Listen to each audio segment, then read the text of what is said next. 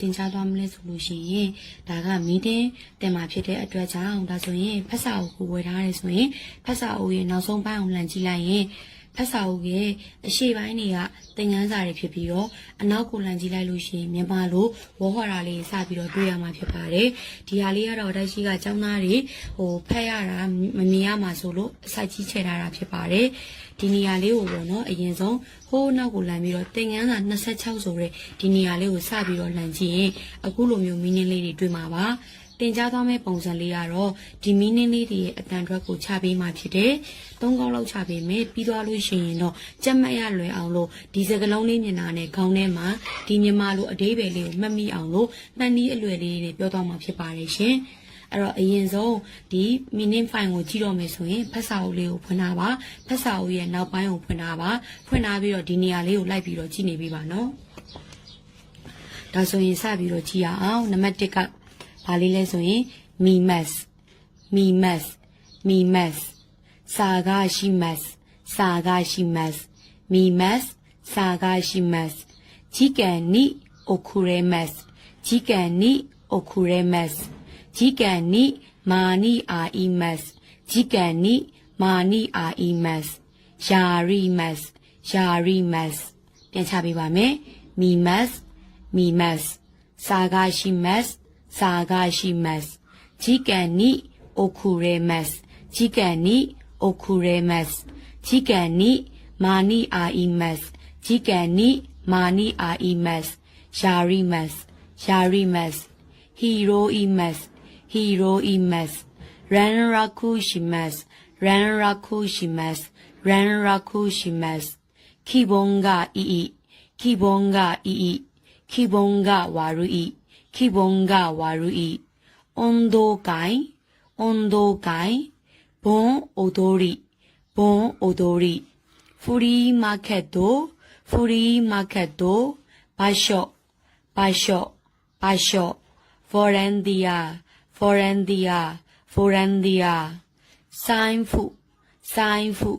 ဆိုင်ဖူဂေါ်မီခုတ်ကိုင်းဂီဂျီတိုဟေအီဂျီစ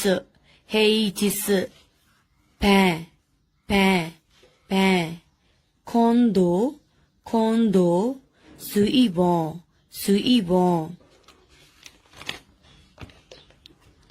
ချောခုဆက်ဆော့ခုတန်လေးဖြောက်ပြီးတော့ချောက်ဆက်ဆော့အစ္စဒဲမိုဒိုခိုဒဲမိုဒါရီဒဲမိုနန်ဒဲမိုခွန်နာဆွန်နာအန်နာနောက်တစ်ခေါက်ပြန်ပြီးတော့အတန်ချပေးပါမယ်မီမတ်စာကရှိမတ်ဂျီကန်နီအခုရဲမတ်ဂျီက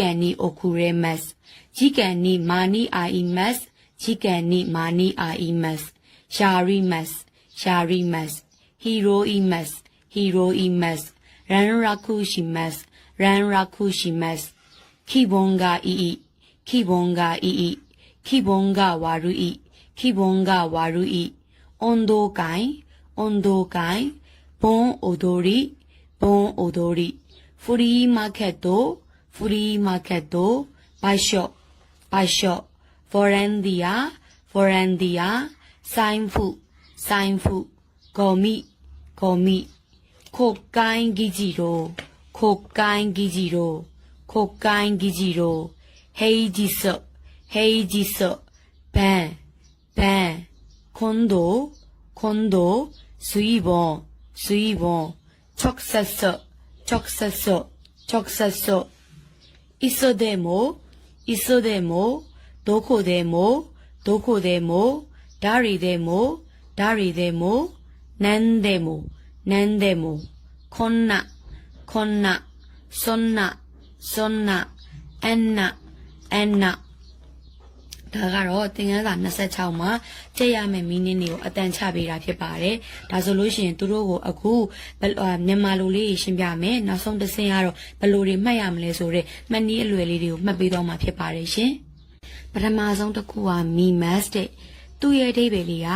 ကြည့်တယ်ကြည့်ရှုစစ်ဆေးတယ်စမ်းသပ်ကြည့်ရှုတယ်ပေါ့နော်ဒါရှိကဒီဗီဒီယိုဖိုင်လေးကလေចောင်းသားတွေနည်းနည်းမြင်ရအောင်လို့ချဲ့ထားတာဖြစ်တဲ့အတွက်ကြောင့်ဂျပန်လိုမီနင်းဝေါ်ဟာရာလေးတွေပြလို့ရှိရင်မြန်မာလိုလေးတွေပြဖို့ပါဗီဒီယိုဖိုင်ကမဆက်ပါဘူးဒါကြောင့်မလို့ចောင်းသားတွေမှာဖက်စာအုပ်တွေရှိမှာပါဖက်စာအုပ်ထဲမှာလည်းဒါတွေကပါပြီးသားဆိုတော့လေဖက်စာအုပ်လေးနဲ့တွဲပြီးတော့ကြည့်ပေးပါအဓိကကចောင်းသားတွေဒီမီနင်းဗီဒီယိုဖိုင်ကိုကြည့်တယ်ဆိုကြတဲ့က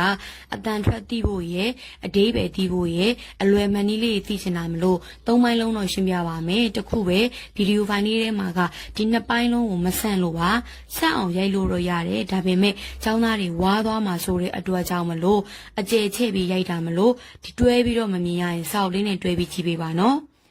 ပထမဆုံးတစ်ခုဟာလေးကကြည့်တယ်ကြည့်ရှုစစ်ဆေးတာကခုနကအတန်ချပေးတဲ့မီမတ်ဆိုတဲ့ဟာလေးပါမီမတ်က M5 level မှာဆိုရင်ကြည်တာလေတဲရဲဘီကိုမီမတ်တို့ဘာလို့ပေါ့နော်အခု M4 level မှာဆိုရင်စမ်းသပ်ကြည့်ရှုတယ်ဆိုတာဖြစ်သွားပါတယ်ဘယ်နေရာမှာသုံးလဲဆိုရင်ဆရာဝန်ကကိုစစ်ဆေးပြီးတဲ့ယောဂတွေဘာတွေစမ်းသပ်ပြီးတဲ့အခါမျိုးပါပေါ့နော်ဒါဆိုရင်ဘယ်လိုမှတ်ကြမလဲဆိုရင်အခုကိုကနေမကောင်းလို့စေကန်းသွားပြီးထားပါတော့စေကန်းသွားရင်ဆရာဝန်ကကိုကြည့်ပေးတယ်လေစမ်းသပ်ပေးတယ်လေဆရာဝန်ကစမ်းသပ်ပြီးမျက်လုံးကြီးမိတ်ထားတာမှမဟုတ်တာမျက်လုံးဖွင့်ကြည့်ပြီးတော့မှဘာဖြစ်တာလဲဘလို့တွေဖြစ်လာတာလဲဆိုပြီးတော့စမ်းသပ်စစ်ဆေးပေးတာမလို့မီမတ်ကိုကြည့်ပြီးတော့မီမတ်စမ်းသပ်ကြည့်ရှုတယ်လို့မှတ်လိုက်ပါမယ်ဆရာဝန်ကကိုမီမတ်အရင်ဆုံးကြည့်ပြီးတော့မီမတ်စမ်းသပ်ကြည့်ရှုတယ်လို့မှတ်လိုက်ပါမယ်ဒါဆိုရင်နောက်တစ်ခုကြည့်ပါမယ်နောက်တစ်ခုကတော့စာကရှိမတ်ပါစာကရှိမတ်ရဲ့အဓိပ္ပာယ်ကရှာသည်ရှာဖွေတယ်တဲ့ဘယ်လိုမှတ်ကြမလဲဆိုရင်စာကရှိမတ်ကိုစာလို့မှတ်လိုက်ပါမယ်စာကမြန်မာလိုဆိုရင်လေဥပမာထားပါတော့ပတ်စံကရှိမရှိရှာတယ်စာကရှိမရှိစာရိုက်ပုံးထဲမှာကိုစောင့်နေတဲ့စာကရှိမရှိကိုစလိုချင်နေတဲ့စာလေးကရှိမရှိရှာဖွေတယ်လို့မှတ်လိုက်ပါမယ်စာကရှိမတ်ရဲ့အဓိပ္ပာယ်ကရှာဖွေတာပါဒါဆိုရင်နှစ်ခုပြီးပါပြီမီမတ်ဆရာဝန်ကမီမတ်ကိုကြည့်ပြီးတော့မီမတ်စမ်းသပ်ကြည့်ရှုတယ်လို့မှတ်မယ်စာကရှိမတ်ကိုလိုချင်တဲ့စာလေးကိုကြည့်ချင်တဲ့စာလေးရောက်မရောက်စာကရှိနေမရှိနေရှာဖွေတယ်လို့မှတ်လိုက်ပါမယ်နောက်တစ်ခုကြီးကန်နဲ့ပတ်သက်တဲ့ဟာလေးနှစ်ခုပါပါတယ်ကြီးကန်နီအိုခူရဲမတ်ရဲ့ကြီးကန်နီမာနီအာအီမတ်ရဲ့ဆိုပြီးတော့နှစ်ခုပါပါတယ်ကြီးကန်ဆိုတာအချိန်နောက်မှာအမြဲတမ်းပါတီကယ်နှိပဲသုံးရပါတယ်ကြီးကန်ကအချိန်နောက်မှာအမြဲတမ်းပါတီကယ်နှိပဲသုံးပါတယ်အချိန်နဲ့ပတ်သက်တဲ့မီနင်းလေးနှစ်ခုရှိပါတယ်တစ်ခုကနောက်ကျတာရဲ့တစ်ခုကအချိန်မီတာရဲ့ပေါ့နော်အချိန်နောက်ကျတာကကြီးကန်နီအိုခူရဲမတ်တဲ့အိုတဲ့လူတွေကအခုနောက်ကျနေတယ်လို့မှတ်လိုက်ပါမယ်အချိန်နဲ့ပတ်သက်တဲ့ဟာအချိန်ကကြီးကန်အချိန်နဲ့ပတ်သက်တာနှစ်ခုရှိမယ်အချိန်နောက်မှာပါတီကနှိလိုက်မယ်အချိန်နဲ့ပတ်သက်တာမှာနောက်ကျတာနဲ့အချိန်မီတာရှိမယ်ဘယ်သူတွေနောက်ကျမလဲအိုတဲ့လူတွေကအခုနောက်ကျနေတော့ကြီးကန်နီအိုခူရဲမတ်ကအချိန်နောက်ကျတယ်လို့မှတ်ပါမယ်ကြီးကန်နီမာနီအာအီမတ်တဲ့အချိန်မီတာကြတော့အာအီမတ်ကကြားဘူးမှာပါတွေ့တယ်ဆိုတာကြားဘူးမှာပါမာနီကိုမက်နီလို့မှတ်လိုက်မယ်မက်နီနဲ့တွေ့ရတာကအချိန်မီလို့တွေ့ရတယ်လို့မှတ်လိုက်ပါမယ်ဂျီကန်နီမာနီအာအီမတ်မာနီအာအီမတ်ကိုမက်နီနဲ့တွေ့တာကအချိန်မီလို့တွေ့ရတယ်လို့မှတ်လိုက်ပါမယ်ဂျီကန်နီမာနီအာအီမတ်နောက်တစ်ခုကယာရီမတ်ကလောက်တာဆိုတော့ယာအလုပ်ဆိုတာယာကင်းနေအလုပ်ကိုပြုလုပ်တယ်လောက်ကင်တယ်လို့မှတ်လိုက်ပါမယ်ယာရီမတ်ကပြုလုပ်တယ်လောက်ကင်နေနောက်တစ်ခုကဟီရိုအီမတ်ရဲ့အဓိပ္ပာယ်ကကောက်ယူတာတဲ့ N5 မှာကြားဦးမှာပါဟီရိုအီအဓိပ္ပာယ်ကကျယ်ဝန်းတာ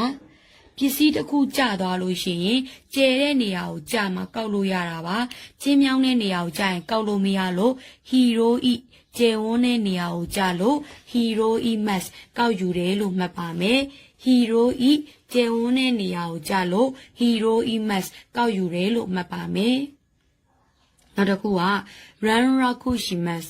ရဲ့အဓိပ္ပာယ်ကဆက်သွယ်တာတဲ့ဆက်သွယ်တာတော့ဘယ်လိုလေးဆက်သွယ်လဲဆိုရင် run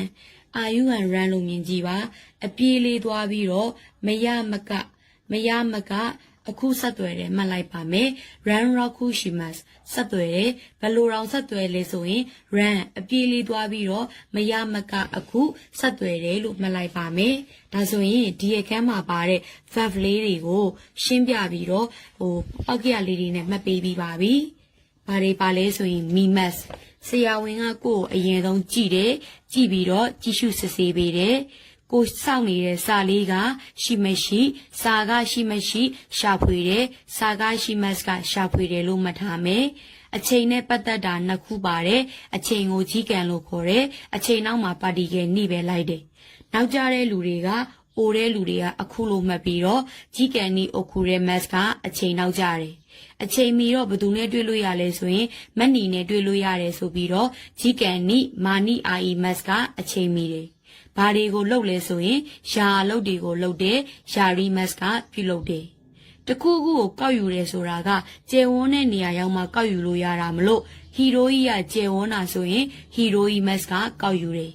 ဆက်သွယ်တာဘလို့တောင်ဆက်သွယ်လဲဆိုရင် run အပြေးလေးသွားပြီးတော့မရမကအခုဆက်သွယ်တယ်ဆိုပြီး run raku shimas ကဆက်သွယ်တယ်ဒါဆိုရင် verb အပိုင်းလေးတွေပြီးပါပြီအောက်ကဟာလေးတွေဆက်ပြီးတော့ကြည့်ပါမယ်နော်ဒါဆိုရင်ဒီနေရာလေးကစပါမယ်ခိဘုံကအီရဲ့အဓိပ္ပာယ်ကစိတ်ကြည်လင်တဲ့စိတ်ကောင်းဝင်တဲ့ဆိုတဲ့အဓိပ္ပာယ်လေးပါခိဘုံကဝါရူဤဆိုတာကကြတော့စိတ်မကြည်မလင်ဖြစ်တဲ့စိတ်ဆိုးတယ်ဆိုတဲ့အဓိပ္ပာယ်လေးပါအရင်ဆုံးမှတ်စီချင်တာကဆမ်မီဝဲမှာပေါ့နော်အကယ်လို့ခိဘုံကိုတွေ့ခဲ့လို့ရှိရင်လေကျန်တဲ့ဟာတွေမစင်စားနဲ့ဤဝါရူဤပါတဲ့ဝက်ကြောက်ကိုပဲရှာပေးပါ။ဘာကြောင့်လဲဆိုရင်ခိဘွန်းဆိုတဲ့စကားလုံးကဝါရူဤနဲ့ပဲတွဲပါတယ်။စပြောရင်ဂျပန်စာမှာခိဆိုတာလေးပိုင်အမြဲတမ်းစဉ်းစားကြည့်ပါစိတ်ကိုပြောတာပါ။ခိပိုင်ခိမိုးချီတို့ဘာတို့ပိုင်ခိဆိုတာစိတ်ကိုပြောတာ။ဘွန်းကိုခဏမေ့ထားလိုက်။ရာကောင်းတာခိနဲ့စိတ်ကကောင်းတယ်ဆိုမှတော့စိတ်ကြည်လင်နဲ့စိတ်ကောင်းဝင်တယ်လို့မှတ်ပါမယ်။အပြည့်အစုံဆိုရင်တော့ခိဘွန်းကပေါ့။ခိကစိတ်ဝါရူကမကောင်းတာ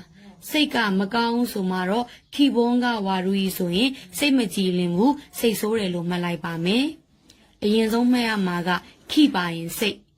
ရကောင်းတာစိတ်ကောင်းတယ်ဆိုတော့စိတ်ကြည်လင်တယ်လို့မှတ်မယ်ခိကစိတ်ဝါရူကမကောင်းဘူးဆိုတော့စိတ်မကောင်းဘူးဆိုတော့စိတ်မကြည်မလင်ဘူးစိတ်ဆိုးတယ်လို့မှတ်လိုက်ပါမယ်ဒါဆိုရင်ဒီအထိပြီးပြီနော်မီမတ်ကကြည်တယ်ဆရာဝန်ကကြည်ပြီးတော့ကြည့်ရှုစစ်ဆေးတယ်ကိုစောင့်နေတဲ့စာလေးကရှိမရှိရှာဖွေတယ်အချိန်နဲ့ပတ်သက်ပြီးနှစ်ခုရှိတယ်နောက်ကြတာနဲ့မိတာရဲ့နောက်ကြတာကအိုတဲ့လူတွေကအခုနောက်ကျနေပြီးတော့မနီနဲ့တွေ့တာကမာနီအာအီမတ်အချိန်မီတယ်လို့မှတ်ထားမယ်ယာအလုပ်ကိုယာရီမတ်လုပ်တယ်လို့မှတ်ထားမယ်ဟီရိုအီမတ်ကျဲတဲ့နေရာကိုကြလို့ဟီရိုအီမတ်ကောက်ယူတယ်လို့မှတ်ထားမယ်run raku shimas အပြေးလေးသွားပြီးတော့မရမကအခုဆက်သွယ်တယ်လို့မှတ်ထားမယ်ခိပါရင်စိတ်ရာကောင်းတာစိတ်ကောင်းတယ်ဆိုတော့စိတ်ကောင်းဝင်တဲ့စိတ်ကြည်လင်တဲ့ကခိဘုံကခိကစိတ်ဝါရူကမကောင်းတာဆိုတော့ခိဘုံကဝါရူဆိုရင်စိတ်မကြည်မလင်ဖြစ်တာစိတ်ဆိုးတာလို့မှတ်ထားပါမယ်ဒီအောက်ကဟာလေးကိုဆက်ကြည့်ပါမယ်온도가이ရဲ့အဓိပ္ပာယ်ကအာကစားပွဲပါ온도가이ဘွန်းအိုဒိုရီရဲ့အဓိပ္ပာယ်ကဘွန်းအကပါဖူရီမာကတ်တို့ကြတော့အဟောင်းဈေးကိုပြောတာပါဒီပေါ့နော်မြန်မာလိုပြောရင်ပုံစတိုးလို့ပေါ့ဘေးတို့လိုပုံစံမျိုးအစ်စ်တရောင်းတာမဟုတ်ဘဲနဲ့အဟောင်းနေရောင်းတာကိုဖူရီမာကတ်တို့ဘာရှော့ကနေရာကိုပြောတာvolunteer ဆိုတာကတော့ volunteer ကိုပြောတာလုပ်အားပေးကိုပြောတာဒီ group ကိုချက်ပေးပါမယ်온도가이ဆိုပြီးတော့ဒါလေးကိုဒီစကားပြောရင်ဟုတ်ကဲ့ဆိုရင်လို့ပြောတယ်လေဆိုပြီးတော့ဒိုးွားတယ်ထီးလေးကင်ပြီးတော့ဘယ်ကိုဒိုးွားလဲဆိုရင်အာကစားပွဲလို့မှတ်လိုက်ပါမယ်လို့ပြောပြီးဒိုးွားတယ်ထီးလေးကင်ပြီးတော့온도가이အာကစားပွဲ온도가이အာကစားပွဲ